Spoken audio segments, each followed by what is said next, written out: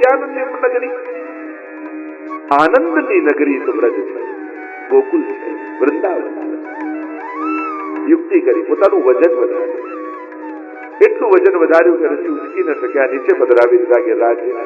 નિત્ય ક્રમથી નિવૃત્ત થઈને પાછા આવ્યા અને જ્યાં गिरिराज હાથમાં લઈવા જાય, गिरिराज ने कहा कि मैं तो वचन से बंधा हुआ था, आपने वचन दिया था, एक बार મને જ્યાં મૂકશો પછી હું ઉભો નહીં. ઋષિને આવે ક્રોધ કે આને આવું હતું બ્રજમાં અને મારો ઉપયોગ કર્યો, અને શ્રાપ આપું કે જા તને શ્રાપ આપું છું તો રોજ તલભર ઘટીશ. અને गिरिराजજીએ કહ્યું કે જ્યારે કલયુગ આવશે ને ત્યારે પછી રહીને પણ શું કરવું?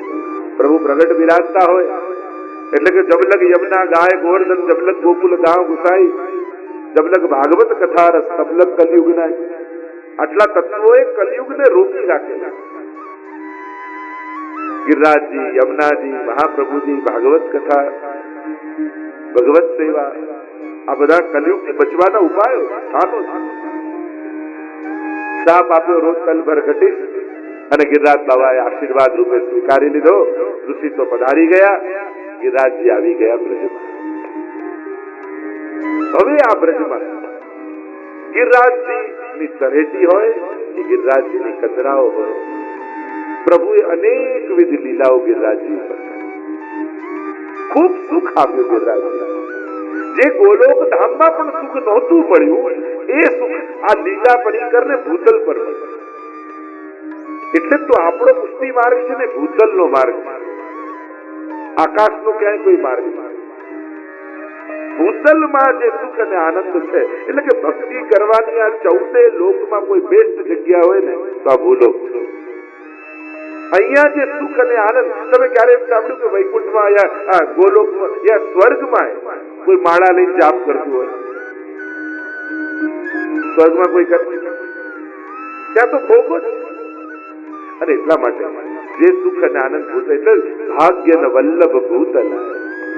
આ ભૂતલ પર મહાપ્રભુજી પધાર્યા તો ભૂતલમાં આવો સેવાનો વૈભવ પ્રગટ થયો. જે ગોલોક ધામમાં આનંદ નહોતો એવો આનંદ ભૂતલ પર મહાપ્રભુજી આપણને આપ્યો. અબ જો ભઈ સો કબહુ ન ભઈ, એવો આનંદ આપણને આપ્યો. અરે નંદ અને યશોદાજીને પણ 11 વર્ષ 52 દિવસ સેવા મળી, અને તમારે ત્યાં તો 50-50 વર્ષથી ઠાકોરજી બિરાજે, 5-5 પેઢીઓથી બિરાજે. અરે યશોદાજી કરતા અધિક સુખ મહાપ્રભુજી વૈષ્ણવને આપ્યું. એવું સૌભાગ્ય વૈષ્ણવને મળે. અને એટલા માટે પ્રભુએ ખૂબ આનંદ આપ્યો गिरिराजजीને, યમુનાજી. ભાગવતજીમાં તો અનેકવિધ લીલાઓ, આપણા કીર્તન સાહિત્યમાં અનેકવિધ લીલાઓ, આ તટ અને તરેટી. અને એમાં પણ गिरिराजजीને તો અમારા સુખદેવજીને ગોપીજનો વેણુ ગીત ગાતા ગાતા કહે, હરિદાસ વર્રે. ઠાકોરજીની બ્રજ લીલામાં અનેક હરિદાસો છે, અનેક ભક્તો છે, પણ गिरिराजजी તો દરેક ભક્તોમાં વર્રે, શ્રેષ્ઠતમ.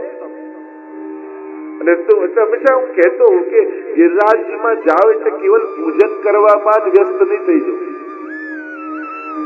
એક ભગવદીય તરીકેનો એમનો આનંદ લે, જેના રોમ રોમમાં કૃષ્ણ રસ છલકી રહ્યો છે એવા गिरिराजजी. કોઈ એક ખૂણો ગોતીને गिरिराजजीની પાસે બેસી અને પ્રભુના ગુણગાન કરો, જો કેવો આનંદ આવે. गिरिराजजी કેટલા પ્રસન્ન, કેવલ દૂધથી સ્નાન કરાવવાથી પ્રસન્ન થાય એવું નથી, એ તો એમની પૂજા છે, એની પ્રસન્નતા તો ભગવત ગુણગાન. જયારે ભગવત ગુણગાનનો અભિષેક કરો ને ત્યારે गिरिराजजी વધારે પ્રસન્ન થાય. એટલે એ આધિદૈવિક સ્વરૂપનો અનુભવ કરવાનો પ્રયાસ કર્યો. ભૌતિક સ્વરૂપે તો પૂજન આદિ બધો ક્રમ છે જ ને, કરવો જ જોઈએ, એના વિધાનો છે. પણ એ આધિદૈવિક સ્વરૂપનો જો આનંદ માણવો હોય તો એમની સાથે ભગવત ચર્ચા. गिरिराजજીની પરિક્રમા કરતા હો ત્યારે પણ બને તો લૌકિક ઓછું બોલવું, બને તો ભગવત નામ લેતા લેતા જ કરવું. કારણ કે યમુનાજીના તટ ઉપર અને गिरिराजजीની તરેટી ઉપર તમે લૌકિક વાર્તા કરો ને તો गिरिराजजीના સ્મરણમાં તમે વિક્ષેપ કરી દો. એમને શ્રમ ક્યારે પડે? ભગવદીઓને શ્રમ ત્યારે પડે જ્યારે ભગવાન સિવાયની વાત થાય. પ્રભુ સિવાયની કોઈ ચર્ચા થાય ત્યારે એમના હૃદયમાં ખૂબ તાપ થાય, ખૂબ તાપ. આપણે તો સુવાની વાર્તા નથી આવતી વાર્તા સાહિત્યમાં, અખંડ ભગવત નામ લેતો. અહીંયા કૃષ્ણદાસે 3 વાર નામ લીધું, અષ્ટાક્ષર સ્મરણ કર્યું તો જલ પીધું. નહીં તો આટલા સમયથી કારણ જલ પીએ તો ભગવત નામ ન લઈ શકે. અને ભગવત નામમાં એવો રસ એમને છે કે જો હું જલ પાન કરીશ તો એટલી વાર મારા મુખમાંથી ભગવત નામ નહીં નીકળે. એને કારણે કેટલા સમયથી તરસ્યો ત્યાં. અરે કૃષ્ણદાસ મેઘન આવીને જયારે ભગવત સ્મરણ કરે છે ત્યારે જલપાન કરે. આવી આસક્તિ ભગવતી જનોને ભગવત નામમાં આવે. અને એમાં પણ ગિરિરાજ જેવા કોઈ ભગવતી હોય એના કર્ણમાં લૌકિક શબ્દો પડવા એ કાનમાં ખીલા જવા બરાબર. એવો શ્રમ એમને પડે, ખૂબ જ કષ્ટ પડે. અને કષ્ટ બીજી કોઈ ક્રિયાથી નહીં, ભગવાન સિવાયની વાત કરવાની. બને તો કોશિશ કરજો, ગિરિરાજની પરિક્રમા કરતા હો, ગિરિરાજની તરેટીમાં હો ત્યારે બને એટલું લૌકિક ઓછું હોય. એ પ્રસન્ન બને તું ભગવત નામ લેજો, ખૂબ પ્રસન્ન, ખૂબ તમને આશીર્વાદ આપશે ગિરિરાજજી જો એમની સાથે ભગવત ગુણગાન કરશો. તો ગિરિરાજજીને કેટલું સુખ આપ્યું. સ્વયં ગોવર્ધન પૂજા કરવાનો આજ્ઞા ભગવાને કરી, પ્રભુએ કરી. કોઈની પૂજા કરવાની પ્રભુએ નથી કહી, કેવલ ગિરિરાજજી. કારણ કે ગિરિરાજજી મારું સ્વરૂપ છે. સ્વયં અનુભવ કરાવો. અને એની સાથે સાથે ગૌચારણ લીલા હોય, બાલ લીલા હોય, છાટ લીલા હોય અને છેલ્લે રાસ લીલા હોય, સઘળી લીલાના સુખ ગિરિરાજજીને ભૂતલ પર ઠાકોરજી આપે. કારણ કે દિવસની લીલા ગિરિરાજજીની તરેટીમાં થાય અને રાત્રિની લીલા કંદરાઓમાં થાય. ગોવર્ધન ગિરી સઘન કંદરા રૈન નિવાસ જીઓ પિય પ્યારી. એ ગિરિરાજની કંદરામાં આખી રાતની સુંદર લીલાઓ થાય. ઠાકોરજી સ્વામીજીના શૃંગાર કરે, સ્વામીજી ઠાકોરજીના શૃંગાર કરે. રાસાદિક લીલાઓનું સ્થાન ગિરિરાજજી. આજે પણ ગિરિરાજજીની ભીતર પ્રગટ લીલાઓ ચાલી રહી. આપણું પ્રગટ ગોલોકધામ નીચે ક્યાંય નથી, ગિરિરાજજીની અંદર છે. અને અંદર જવાના 8 દ્વાર છે. અને આપણા અષ્ટ સખા છે ને એ 8 દ્વારના મુખિયા છે. આખી એની જે ભાવ પ્રકાશ આવે છે, અષ્ટ દ્વાર અને અષ્ટ મુખિયા અને પ્રગટ અંદર લીલાઓ થઈ રહી છે. બાવા હરિદાસ વદે ગિરિરાજજી અનેકવિધ પ્રકારના સુખ પ્રભુએ આપ્યા. હંતાય મધ્યબલા હરિદાસ વર્યો યદ રામ કૃષ્ણ ચરણ સ્પર્શમ પ્રમોદ માનમ તનોત સહગો ગણયો સયોર્યત પાનીય સૂયવ સકંદર કંદ બોલઈ. ગોપીજનો કહે અરે સેવા શીખવી હોય ને તો ગિરિરાજજીથી શીખો. કારણ કે ભગવતીના બધા લક્ષણ ગિરિરાજજીની અંદર છે. તો કે કયા લક્ષણ? તો કે પહેલું લક્ષણ ભગવતીનું કયું કે પ્રભુનું નામ સાંભળતા જ એના રૂવાડા રૂવાડા ઉભા થાય. પ્રભુનો સ્પર્શ થતા જ એને રોમાંચ થઈ જાય. એ ભગવતીનું પહેલું લક્ષણ. તો યદ રામ કૃષ્ણ ચરણ સ્पर्श प्रमोद. जब ठाकुर जी और दाऊ जी गाय चराते हुए गिरिराज जी के ऊपर पधारते हैं, उनके चरणों का स्पर्श पाते ही गिरिराज जी के रोम रोम खड़े हो जाते हैं. ये जो लता पता वृक्षें दिखाई देती हैं गिरिराज जी के ऊपर, वो कोई वृक्ष नहीं है, वो गिरिराज जी के रोम है जो प्रभु के स्पर्श से रोमांचित हो गए. प्रत्येक लीलाएं गिरिराज जी के भीतर है, वो बाल लीला हो या माधुर्य लीला हो. जब श्रृंगार करते हैं स्वामी जी का ठाकुर जी, श्रृंगार तो हो गया, लग रहा है कुछ कमी रह गई. सोचने लगे प्रभु क्या कमी रह गई. तो हुआ कि अरे आंख में काजल तो लगाया ही नहीं स्वामी ने. तुरंत गिरिराज जी के ऊपर हाथ घिसा और वो कजरी सीला हो गई, काजल निकलने लगा. आ सेवकनी तत्परता. जे समय स्वामी ने जेनी आवश्यकता होय ने सेवक एवो थईने सेवा करे, तुरंत एवो થઈ જાય. કાજલ લગાવ્યું ને તું હજી કઈ કમી છે યાદ આવ્યું, અરે હજી સિંદૂર તો ભર્યું નથી, માંગ તો ભરી નથી, હજી એક આ શિલા પર ઘસી એ સિંદૂરી શિલા થઈ. सभी प्रभु के सुखार्थ सामग्री सिद्ध करते हैं गिरिराज. यद राम कृष्ण चरण स्पर्श प्रमोद मानम तनोद सहगो गणयो सयोर्यत पानीय सूयवती कंदर कंद बोलई. ठाकुर जी गौचारण करते हुए दोपहर के समय जब क्षुधातुर होते हैं, उत्थापन का समय होता है, पहुंच गए हैं ठाकुर जी, और सखाओं को हुआ अरे प्रभु अभी जागेंगे, भूख लगेगी, क्या करें। इतने में पुलिंद जिया જે ભીલ કન્યાઓ गिरिराजની તરેટીમાં રહેતી, એક રોજ સેવા થઈ કે બપોરનો સમય થાય, એક છાબલે હાથમાં અને गिरिराजની તરેટીમાં જે કંદમૂળ ઉગ્યા હોય ને એને તોડતા તોડતા ભેગા કરતા કરતા કરતા સુંદર છાબ સિદ્ધ કરે અને ઠાકોરજી જાગે એટલે છાબ સત્સંગ કરી. આ સેવા પુલિંદજીઓની ઉત્થાપનની સેવા. પણ સુબોધનીજીમાં મહાપ્રભુજી કહે છે પુલિંદજીઓ બીજું કોઈ સત્કર્મ કર્યું નથી, પ્રભુ કેમ એમને સુખ આપે છે. અને પૂર્ણા પુલિંદ ઉરુગાય પદાબ્જ રાજ કહ્યું, એમને પૂર્ણ કહ્યા પુલિંદજીઓ. તો કે આ પૂર્ણ ક્યાંથી થઈ ગયા? તો કે લીલામાં પૂર્ણ તો કેવલ સ્વામીની છે. એમને આવો આનંદ ક્યાંથી મળ્યો પુલિંદજીઓ? તો કે गिरिराजની તરેટીમાં કંદમૂળ વીણવા જતા અજાણતામાં પણ એમને गिरिराजજીનો સંગ અને સ્પર્શ થાય છે. અને આ સંગ અને સ્પર્શને કારણે, આ गिरिराजજીના સંગને કારણે બુલંદજીઓ પૂર્ણતાને પ્રાપ્ત થઈ. એમ સુબોધનીમાં મહાપ્રભુજી વેણુ ગીતમાં સમજાવે. આ गिरिराज બાવા જ્યારે ઠાકોરજીને જલની જરૂર પડશે એમ વિચાર આવે એટલે પોતાની અંદરથી ઝરણા વહાવે. એટલે ક્યાંય યમુનાજી દૂર હોય તો સખાઓ શું કરે, આ ઝરણા પાસે જઈ ઝારીજી ભરીને લાવે અને ઠાકોરજીને સ્વીકાર કરે. સ્વયંની અંદરથી લીલા સામગ્રી પ્રગટ કરે છે, પ્રભુની સેવા કરે છે. આ સેવકનો ધર્મ છે કે એમનું અસ્તિત્વ જ સેવામાં છે. અને આ પ્રકારના સુખ गिरिराजजीને ઠાકોરજી આપ્યા. પ્રભુ અનેકવિધ લીલા કરી અને વ્રત છોડીને પધાર્યા મથુરા.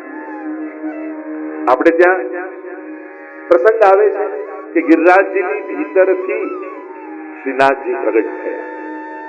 એટલે હવે એ કાલ પર આવું, હવે સારસ્વત કલ્પથી આપણે આ કલિયુગના કાલ પર આવું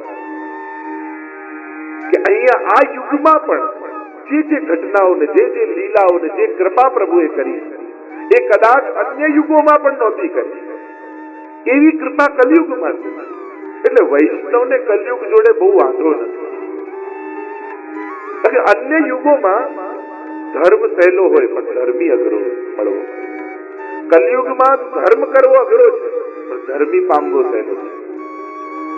આ યુગમાં સેવા માર્ગ પ્રગટ થયો જે અન્ય યુગોમાં નહોતું પ્રાપ્ત, સહજ નહોતું.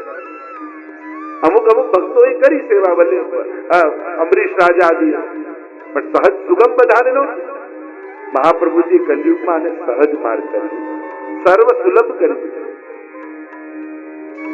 તો આપણે વાર્તા તો સાંભળીએ છીએ કે गिरिराजजीમાંથી શ્રીનાથજી પ્રગટ થયા, પણ એ શ્રીનાથજી गिरिराजजीમાં પધાર્યા ક્યાં કે પ્રગટ થયા?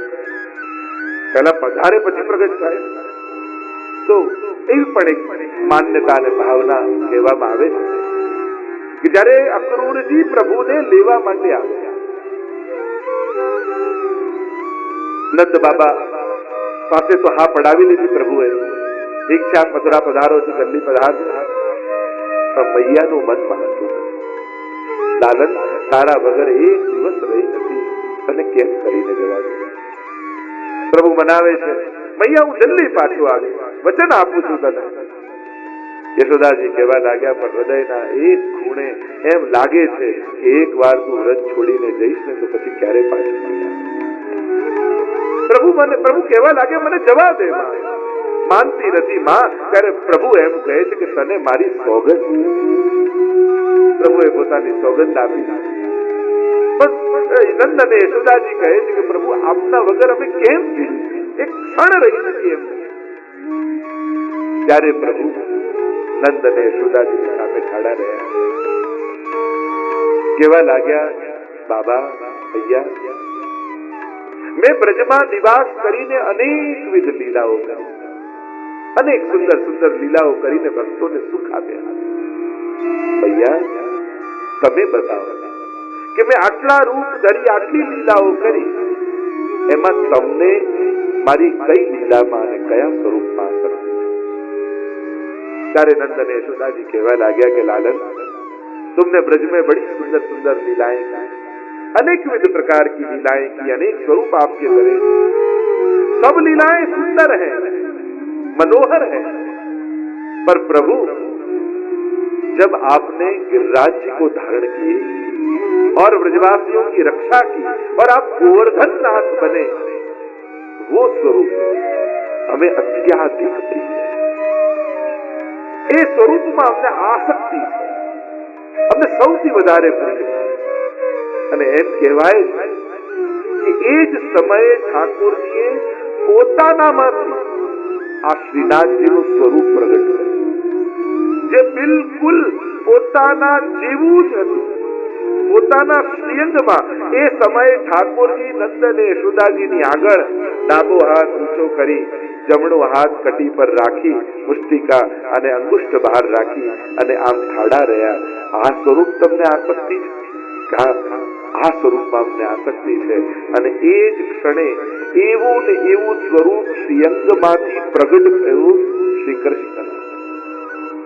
અને એ શ્યામ સ્વરૂપ 11 વર્ષ ને 52 દિવસની લીલા વાળું સ્વરૂપ પ્રગટ થયું અને નંદ અને યશોદાજીને એ સ્વરૂપ સેવામાં બદલાવ્યું અને કહ્યું, તમે આમને જે સેવા કરશો, જે આરોગાવશો, જે ધરાવશો, તમને એવું જ સુખ મળશે જાણે સાક્ષાત મારી સેવા કરી રહ્યા છે। કારણ કે મારા અને આ સ્વરૂપમાં કોઈ ભેદ નથી।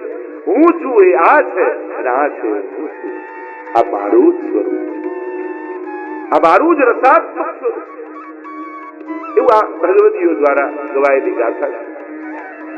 અને એટલા માટે આજે જેના વગર એક ક્ષણ ન રહી શકતા હોય યશોદાજી, અને ખાલી થોડી જ દૂર મથુરામાં રહેતા હોય, તો એક માં ગોકુળ છોડીને મથુરા ન જઈ શકે?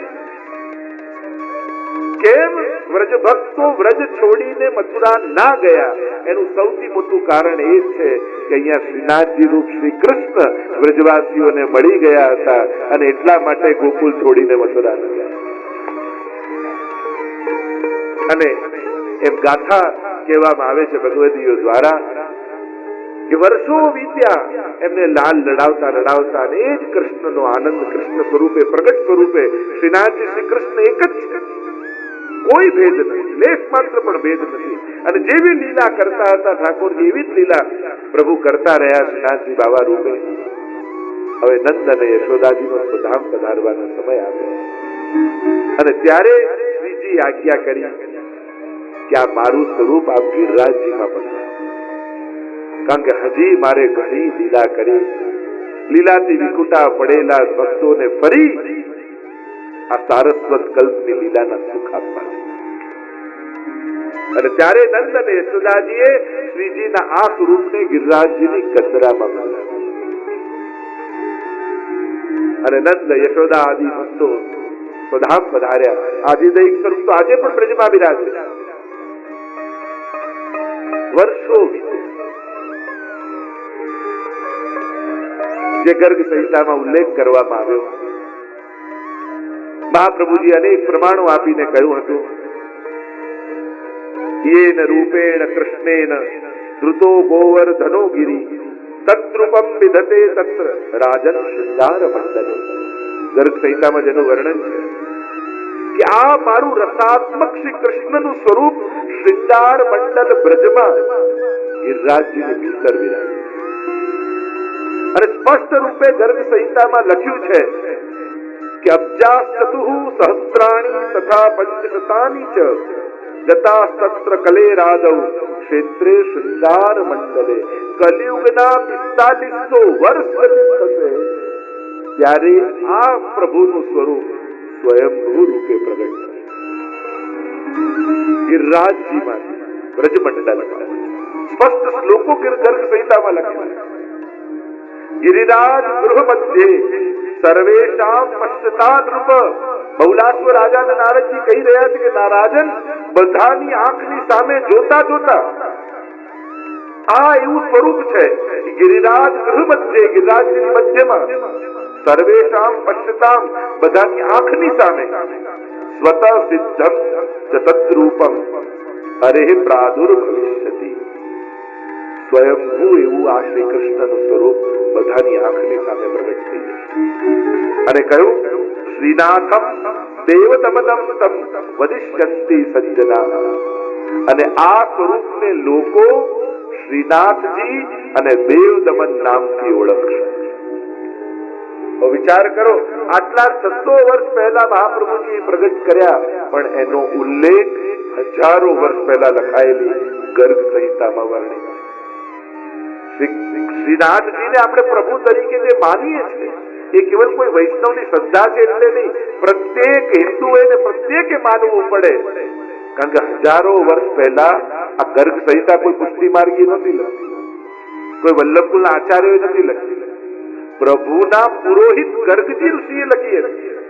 અને એમણે સ્પષ્ટ રૂપે આ નામોના ઉલ્લેખ આપ્યા કે શ્રીનાથ નામ કે આજે આપણે શ્રીનાથજી કહીએ છીએ એમ નહીં, ગર્ગ સંહિતામાં નામ આપેલું છે આ સ્વરૂપ. આપણે દેવદમન કહીએ એટલે આપણે પાડ્યું નથી, ગર્ગ સંહિતામાં ગર્ગજી કહી ગયા છે, આ નામે ઓળખાશે.